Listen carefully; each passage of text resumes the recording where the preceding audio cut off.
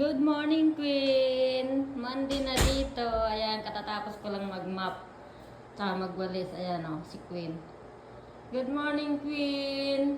Queen! Queen! Busog ka na? Tapos ka na magpupo. Tapos na mag-bathroom. Good morning, Queen! Monday na dito. Monday na ulit dito. Queen! Queen! Kumusta naman si Queen? Queen? Queen?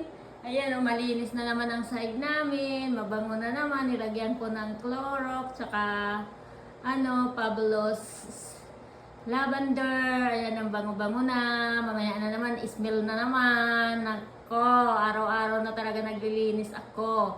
Dati, nung wala kayo.